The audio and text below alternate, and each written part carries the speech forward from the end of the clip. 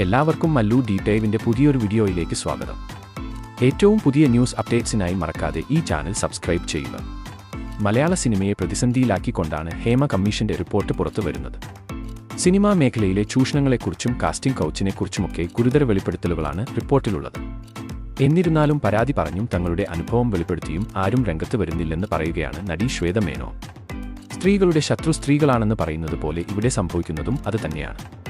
പലരും അവർ അനുഭവിക്കുന്ന ബുദ്ധിമുട്ടുകൾ തുറന്നു പറഞ്ഞാൽ മാത്രമേ ഈ വിഷയത്തിലൊരു പരിഹാരം കാണാൻ സാധിക്കുകയുള്ളൂ. മനോരമ ന്യൂസിന് നൽകിയ അഭിമുഖത്തിൽ ശ്വേത മേനോൻ പറയുന്നത് ഇങ്ങനെ: ഹേമ കമ്മീഷൻ റിപ്പോർട്ട് പുറത്തു വന്നതിൽ സന്തോഷമുണ്ട്. കുറച്ച് വൈകിപ്പോയെന്നേ എനിക്ക് പറയാനുള്ളൂ.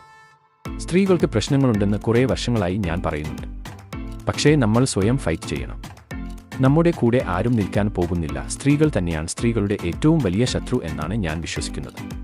ബുദ്ധിമുട്ടുകൾ അനുഭവിക്കുന്ന സ്ത്രീകൾ പുറത്തു വരുന്നുമില്ല. സ്ത്രീകൾ തന്നെ സപ്പോർട്ട് ചെയ്യുകയാണെങ്കിൽ പലർക്കും പുറത്തു വരാനും തുറന്നു പറയാനും സാധിക്കും. കുറേ പേരിപ്പോൾ രംഗത്ത് വരുന്നുണ്ട്. അത് സന്തോഷമുള്ള കാര്യമാണെന്ന് ശ്വേത മേനോൻ പറയുന്നു. ചെറിയ കുട്ടിയാണെങ്കിലും നോ പറയേണ്ടിടത്ത് നോ എന്ന് തന്നെ പറയണം. അത് പറയാത്തത് കൊണ്ടുള്ള പ്രശ്നങ്ങളും ഉണ്ടാവാം.